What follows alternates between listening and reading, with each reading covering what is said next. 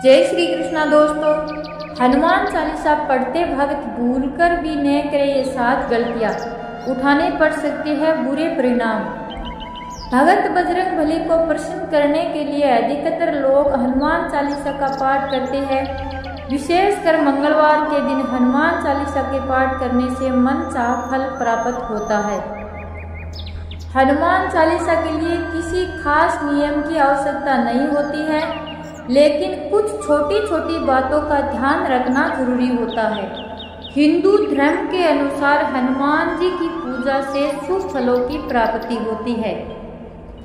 ऐसा माना जाता है कि उनकी पूजा से लोगों की समस्त मनोकामनाओं की पूर्ति होती है और शुभ फलों की प्राप्ति होती है। इसी वजह से उनके भक्त जन उन्हें प्रसन्न करने हेतु कई विशेष उपाय आजमाते हैं। ऐसी मान्यता है कि जो कोई भी भगवान हनुमान जी की पूजा करता है वह समृद्धि, धन और सकारात्मक ऊर्जा से भरपूर हो जाता है। ऐसी मान्यता है कि हनुमान चालीसा के नियमित पाठ से भगवान प्रसन्न होते हैं और समस्त कष्टों से मुक्ति दिलाते हैं। हनुमान चालीसा में लगभग 40 चौपाइयाँ शामिल है। ऐसी मान्यता है कि यदि कोई व्यक्ति हनुमान चालीसा का पाठ करते समय सभी नियमों का पालन नहीं करता है तो उसे पूजा का पूर्ण फल नहीं मिलता है। तो आइए जानते हैं हनुमान चालीसा का पाठ करते वक्त किन गलतियों से बचना चाहिए।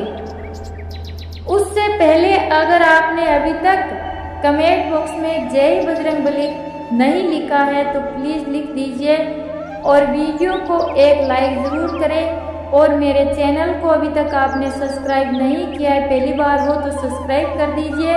और जिन्होंने मेरे चैनल को पहले से सब्सक्राइब कर रखा है उनका बहुत बहुत धन्यवाद।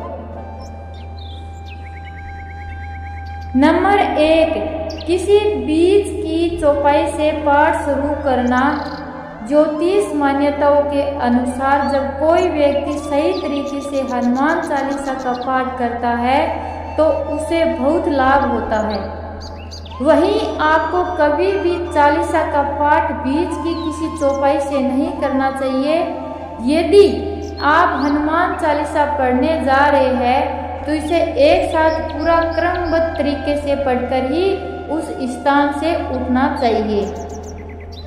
कभी भी बीच की किसी चौपाई से पाठ शुरू न करें, क्योंकि पाठ अगर आप कर रहे हो तो उसे सच्चे मन से करना चाहिए, अन्यथा पाठ करने का फल कभी नहीं मिलेगा।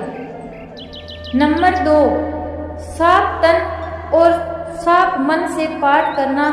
ऐसा माना जाता है कि यदि आप घर में हनुमान चालीसा का पाठ करते हो तो हमेशा शुद्ध तन और मन से मंदिर में दीपक ज्योति जला करके हनुमान जी का ध्यान करते हुए पाठ करें। नंबर 3, तामसिक भोजन और मदिरा का सेवन। यदि आप हनुमान चालीसा का पाठ करते हो तो सुनिश्चित करें कि आपको भूलकर भी तामसिक भोजन या मदिरा का सेवन नहीं करना चाहिए। ऐसा करने से आप हनुमान जी के क्रोध का पात्र बन सकते हैं। हनुमान जी बाल ब्रह्मचारी है और हमेशा मसारी चीज़ों और शराब के सेवन से दूर ही रहना चाहिए, तभी आपको पूजा का फल प्राप्त होगा। नंबर 4, किसी से व्यर्थ का झगड़ा करना।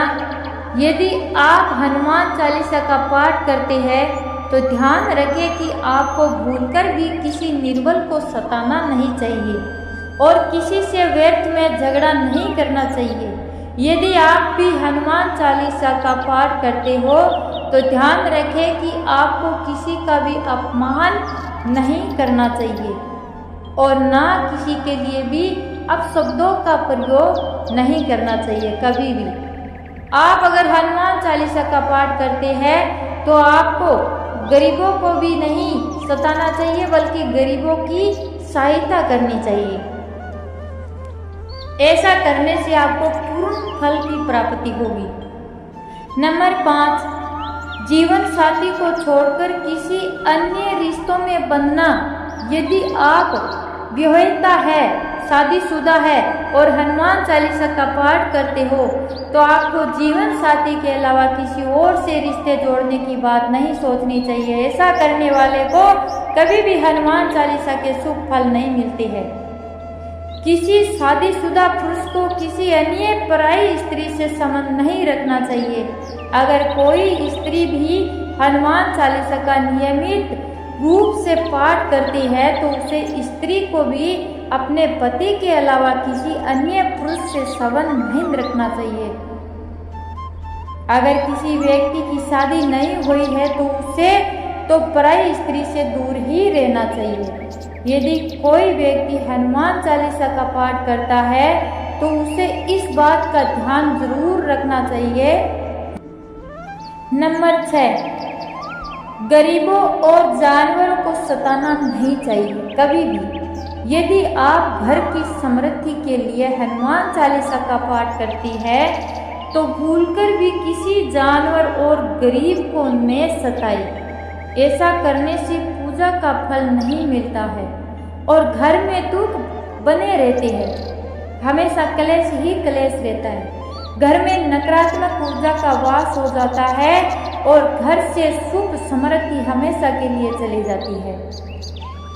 नंबर 7, कोई अपराध न करे और झूठ न बोले। यदि आप हनुमान चालीसा का पाठ करते हो तो आपको कभी भी किसी प्रकार का अपराध नहीं करना चाहिए।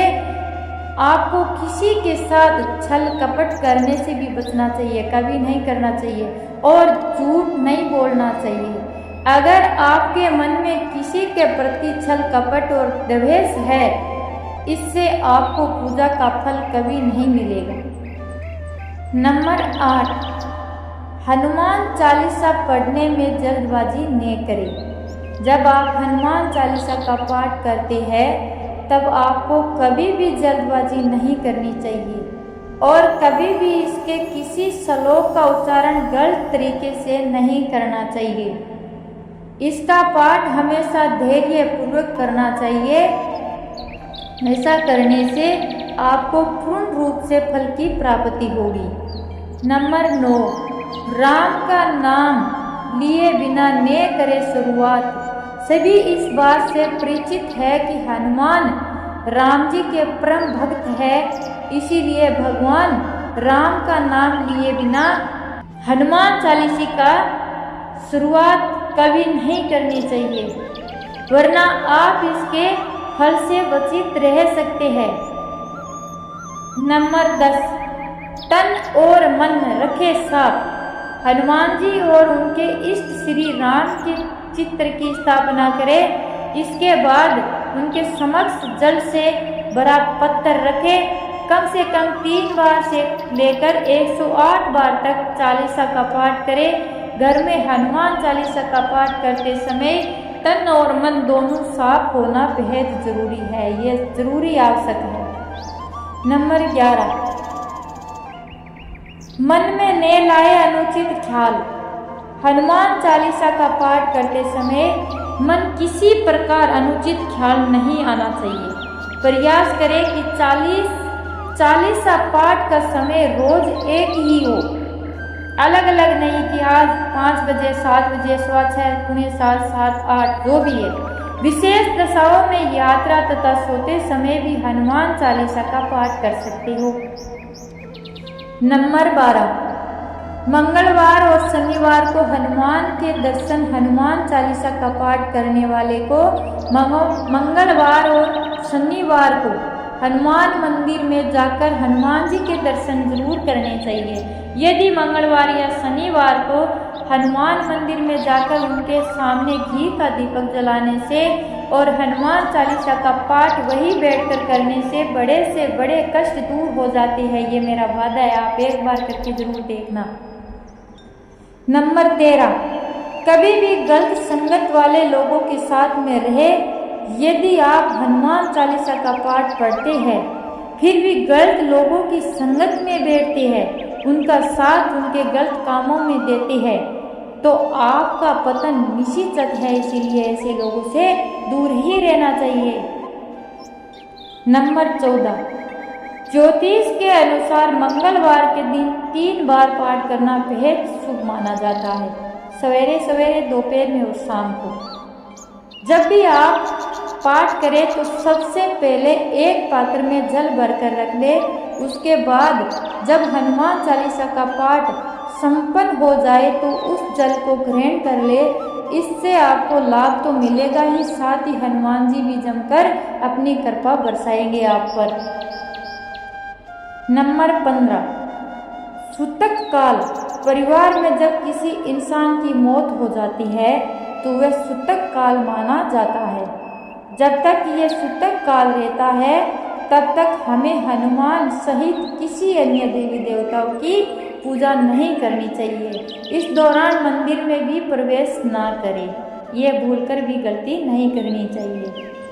तो दोस्तों, आपको आपकी बहन का ये वीडियो कैसा लगा है कमेंट बॉक्स में ज़रूर बताना और कमेंट बॉक्स में जय श्री राम बजरंगबली लिखना। और अगर आपने अभी तक भी फिर भी आपने मेरे चैनल को सब्सक्राइब नहीं किया है तो प्लीज़ सब्सक्राइब कर देना। और जिन भाइयों ने पहले से सब्सक्राइब कर रखा है उनका बहुत बहुत धन्यवाद। जय श्री राम।